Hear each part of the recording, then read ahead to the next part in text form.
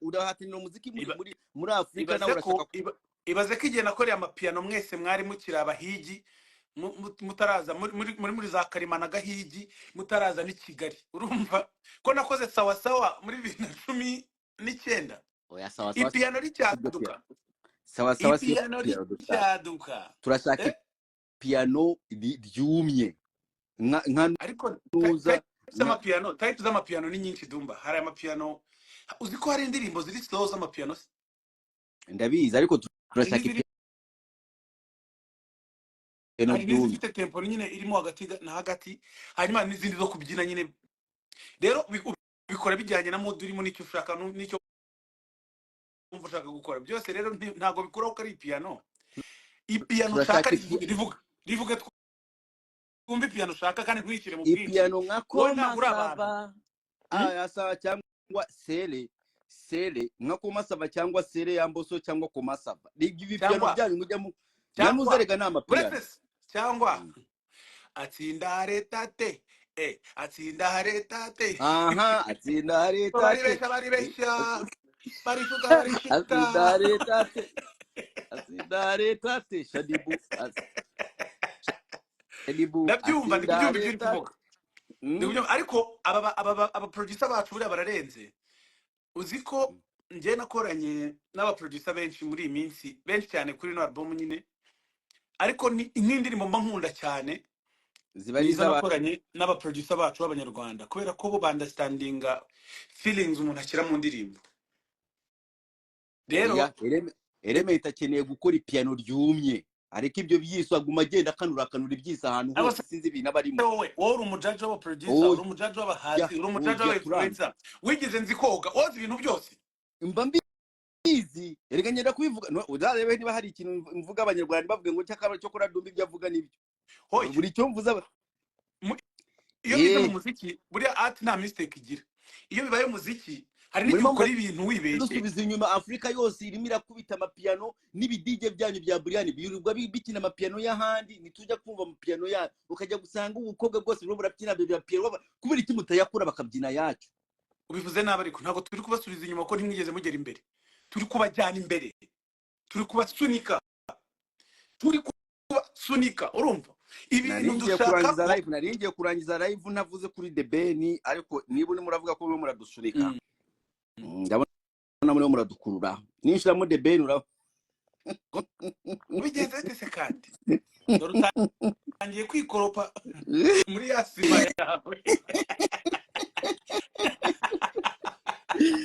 narili ariko reka simbivugire kuri live yawe nzabivugira ku live kanje ko ya The Ben oya ndarakaye uzagatumbagira ubivuge ejo nabonye postinga ngo ntabwo uzongera kumvugaho ngo bituma utavuga abandi bana ugira umunwa wo kuvuga usanga he ku buryo ari bwo postinga gusa oya ino minsi insigaye mbavuga cyane we na The Ben ugasanga abandi bana bose barazimye nk'ubu hari umuntu akizi ko ari yera wese abaho ariko cyumwitariyera byose nta murumuna w'umusaza zisariera basi Waze yarazimye Juno yarazimye Waze ntabwo yazimye ahubwo buri umusani agira n'umwanya nyine wo gusubira muri studio akivumburamo ikindi kintu mu minsi ishize se nanjye sinari narapoye nari nabaye mbihoreye naho ndi kumira kutuzi ngo nsubire mu we hari akantu ubundi The Ben yagukoze kahise kaguhabura yaraje amaze imyaka nk'icumi adakora indirimbo ahita akora indirimbo imwe twese turamwiruka tuvuga ati iki ni cy'abantu bose baravuga noneho ugira umujinya uravuga ati uno mukarita sinibaza nyuma y'imyaka 10 agahita kubita hiti kubera iki ngewe nkora buri munsi rega wowe ajya gusohora indirimbo buri munsi nkora indirimbo buri munsi reka nanjye niturize uhita utuza uzi ko tuzagukunda ukora amati kukasuka karagara live ntabwo ariko bimeze wabibonye nabi nge rero nari nzi ko buriya iyo umuntu akuze areba neza buriya uzi ko ese Ddumba wari uzi ko umuntu ahembwa uko akora wari ubizi ubwo rero ndumva nk'umuntu w'imfubyi yumviye mu rusaku oya Bruce reka kunca mu ijambo ubisubije inyuma ntabwo byumvise kunca mu ijambo utumbagira uburayivu hepfo no hejuru utumbagira uburayivu ubu waranje kubimenya ko ugomba kongera gukora. Umva nkubwira ikintu cya danje. Bruce yibutse ko agomba kongera gukora. Ni wowe uduteza na The Ben. Ni wowe uduteza The Ben uvuga ugira hari ukavuga The Ben, ukavuga The Ben nandirimba afite. Ubwo umuvuga avuga Bruce. Nk'umuntu ari kwivugira ibintu. Ngira kuvuga izina The Ben azimire kimwe. Nk'umuntu ari kwivugira ibintu byanjye umva ibintu uri kuvuga. Byo shaka ariko The Ben nukuzongera kumuvuga. Ni wowe udukuzaho The Ben. Urumva Ddumba. Njyewe social media zanjye nta muntu tujya inama y'ukuntu nzikoresha, niyo mpamvu nzikoresha uko mbyutse mbitekereza, nta mabwiriza n'amategeko y'umuntu mbanza gufata. Nk'ishanga washize muri video bebe ntabwo yabikenewe. Ninde warihimbye mbega? Ngira ngo n'ubundi niwo cyane uko Kigali yakubwiye ati shyiramo ishanga. Asubundi nizo doda amashwanga ni nuko yandoda kuyabo. Njye ariko ndashaka umupfumu wawe. Ndimo ndashaka umupfumu wawe umwe bambwiye ndamushaka Rumaga, ariko Rumaga bya ntabwo mu miryango y'abapfumura. Ashobora kuba yabamenya. Umukere ashobora kuba yakurangira. Ahubwo baranambwe ubu ngeze mu gihe naje kubwira ibintu bagiye bandabura. Barandabuye ngo buriya ngo Eric Senderi. Afite ikintu apfana ngo na Eric Semuhungu. Simbizi. Rumaga biriya bintu avuga bigomba kuba birimo abapfumu. Ariko se Rumaga ushaka iki? Rumaga nari nkuyobeje uramugarura. Ntabwo ngiye Rumaga ngomba kuba Rumaga ntabwo ashobora kugusubiza neza ngo urambwira ngo urashaka ngo Rumaga ngo bite ngo makuru yawe. Murabona mwivana n'imvano ngo y'amakuru ngo buriya makuru ngo babika. Akahita avuga nk'ibintu by'ibije mukavuga ati Rumaga uri umupfumu bro. Rumaga acimigani ya danje. Kandi nyine ni muto. Rumaga ni muto. Buriya Rumaga ni umujene mani n'umwana. Rumaga ashobora kuba afite nk'imyaka 28 nibura. Wenda nka 5 gutyo ni 6. Niyo mpamvu ibintu byose ni ukubikunda. Ewa umujene arajya mu Kinyarwanda aragicukumbura ku buryo mu kiganira ukanga kumva kandi wumva ukizi. I know. Rero abantu bose tujye twemerera ibintu bahisemo gukora. Hari abantu baba bashoboye ibintu kabisa. Magara bishoboye. Ninza se ninza bazanira iki? Reka ngwire ikintu zanzanira. Ugenda ufate kanyabunyobwa akaranga ubwikarangira. Ko numva bishyizemo akazi karekare. Basi ihuza niba udakaranze. N'ubundi nabonye usanzwe uzi ibintu byo gukaranga. Ngwino intore se yazibona ntiyazikura. Ariko n'ubundi zazizana. Oya ariko ibindi Bruce urabizi kuko tuvugana ibintu byinshi nubikore. Cyane burangewe ngewe tuvugana ibintu simbikore mba nabyibagiwe nta rundi rutima rubi. The Ben niwe muntu wenyine nari navugana nawe buri kintu cyose twari twavugana nagikore. Byose ibintu tuvugana The Ben nta na kimwe yakoze. Ubu se ko tuvuganye ko nzaza muri Canada ntabwo nzaza. Uzaza. Ibyo ndabizi ko uzaza. Ariko rekera kuzajya uvuga The Ben azime. Ariko se nkuko kuva bwacya nari nicecekeye. Oya reka ngende ukomeza The Ben azime. Nibiririmbo byo bizime. Nta matiku ndimo magingo yandi kwivugira iby'igitaramo. Dore nk'ubu hano i Rusizi tware tugize igitaramo cya Danje Ddumba. The Ben botakore music murungi norekira kubera ukora music biye kisirwa wedegwe. The Ben wedegwe mbera nkugambe birimba byo binyuma. Nukomeza kuvuga ikigande ndakumanura. Ikigande ntago tucyumva hano urumva turabanyarwanda. Mama yanjye ambwiye ko yambyaye ku Mugande ndeka. Buriya papa no Mugande. Mama niko yambwiye. Buriya ntago yakubeshye. Nese gusetse. Ariko abagore nabo bafite ibibazo. Ukabyarana. Nese mama we nawe. Nawe nise gutyo koko.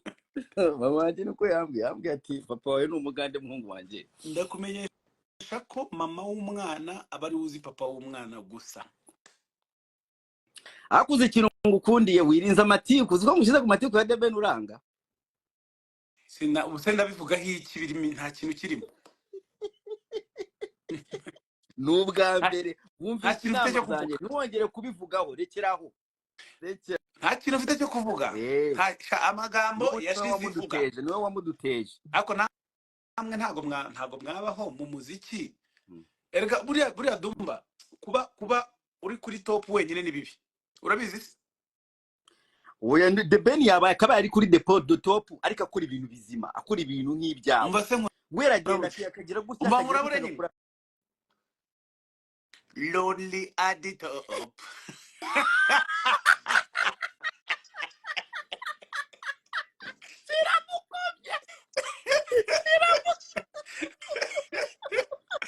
Amatiku Ddumba.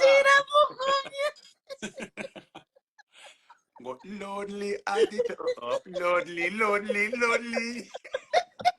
Money on my mind. Ngwabarezi batantikura.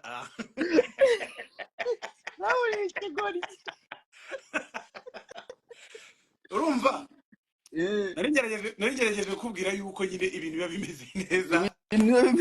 Hano twakoze igitaramo, urumva tunabivaho twikomereza hano Rusizi twakoze igitaramo, umukongomani aramanuka. None biza kuba ngombwa ko muri performance ngiramo akantu k'igiswahili. Kandi urashona ko nshona nabakari bishije aba wihangana wakintu ikintu cya mbere abantu bose dukorana umuziki muri industry bifuza kuba aribo bayobora game, kandi birakwiye biranashoboka kuba ari we wese. Icya mbere ni ugukora sana, naho ubundi icya kabiri ni ibiceri. Iyo ubikora bikagira icyo biguha, buriya kuba uwa mbere n'uwa danje ni byiza, wabikunda wanabyishimira. Ariko icya danje kangira inama abandi baririmbi Keniso, kangira inama Chris Easy. Vuga ngo abaririmbyi abaririmbyi wowe kangira inama abandi baririmbi Kenisoro, Chris Easy, Kevin Kade, Ariela Weizi, Juno Kizigenza, Aline Sano. Aba bantu nibo bakeneye inama. Ni mudafatanya ngo mukore amakorabo menshi, ntabwo Bruce Melody na Bede na Kazungu agakazuba bubatseho ntabwo muzagasenya. Abaswera nibo barimo baratrendinga bonyine. Mukorana amakorabo nibwo muzabazigambo bya bitamesha. Ubusuri gutanga inama utukana ukumva. Njye ngomba kukubwira kinyusi murimo abana mwarabazimije. Wowe na The Ben ugira gutya ni gutya, hari competition yanyu iratuzimije. Mu ndirimbo za dance zasohotse kama nawe mukora amakorabo batatu barabikora, ahubwo wowe ushobora kuba utabibona. Uko mu ndirimbo zasohotse nko mu ndirimbo za dance dufite nona harimo indirimbo yitwa Puta. Ni nande? Ni korabo, ni ya Ntuda, ni ya Buda. Nande? Na Juno ko nashaka kumuvuga Juno. Uranyangira umuhungu ngo umukire afite impano utayicecekesha.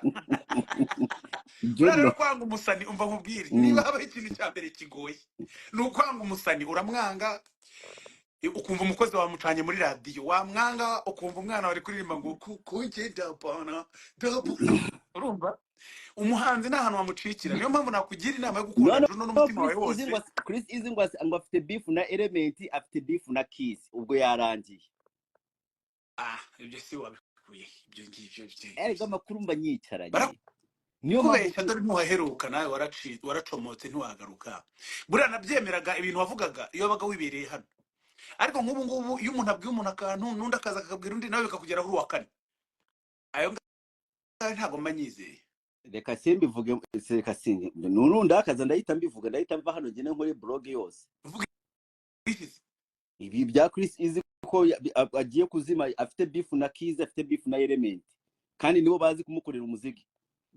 Oya ntago one ubutse Kiss na Ele bakora umuziki 100% wo mu Rwanda. Hari n'abandi ba producer barahari kandi barakora. Noneho ntago umuntu ufata we formule ufite mu mutwe, we formule wa create mu mutwe wawe, sibyo?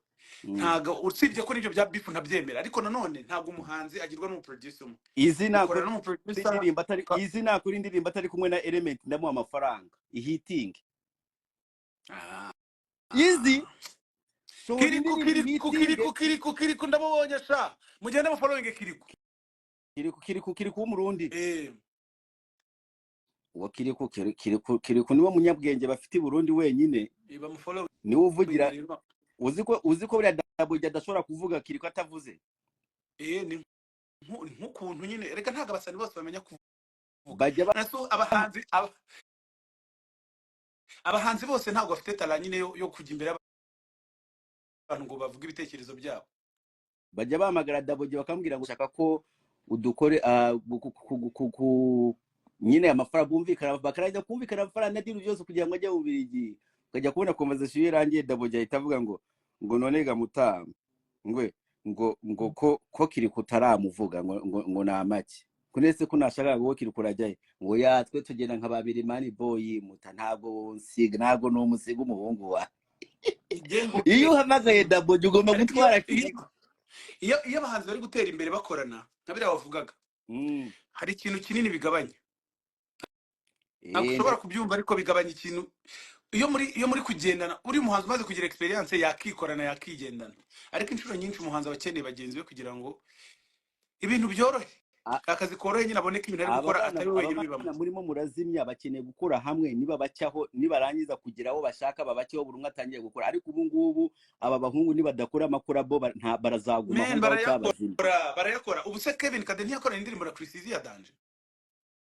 bakuri inisoro buretse nkubwire usibye ko nawe uri kwikora mu mutwe ariko udatekereza neza Kenisoro yakoranye indirimbo na wa muhungu muri music oya Moromita yitwa nde Mbanda bakoranye mu maroda twarabibagiwe nawe Nengabo ntabwo twamwibagiwe Mbanda uramuzi Kevin Mbanda se umuhungu wanjye buri yigira ngo uzi ko Mbanda ari wo muntu usigaye gukora business zo kuzana bya bikoresho by'aba lesbienne shano ukajya wica amazina y'abantu Kevin Mbanda yafunguye business hasi cyane Kevin Mbanda yafunguye business yo tumubeho tumwiyorere wiwe wishaka ahubwo abanyarwanda akaza ka business ka Mbanda mukurikirane wibabaza Mbanda mwana wibabaza Mbanda akora umuziki ndabesha abanyarwanda ndabesha umba abantu badanje ngiye mbona abantu badanje dukwiye gusapotinga umuntu witwa Mbanda umuntu witwa Pasi Kizito Neringabo bavuga Neringabo Morometa na Kenisoro Morometa yari Shafi baramutereranye kandi abayashyizemo akagufunyira ukabibona usiko ka izi kananiwe gupostinga Shafi asohoye indirimbo kandi barakoranye nuza bana niba ari bana aya bana ibyo rero ibyo ngibyo buriya ibyo bintu murabyitiranye hari umubano hari ubushuti hari na business niba barakoranye bana se hari nka business oya ntabwo nta muntu force undi umva Ddumba ngiye mu kintu nemera nta muntu force undi kubana n'undi nyinshi urabizi ko nawe ari kumeze ibyo bintu urabishyigikira cyane guhemukura bwushigikira urumva guhemuka ni gute mbega nicyo Ddumba akurusha ntabwo ajya hemuka nubwo abesha cyane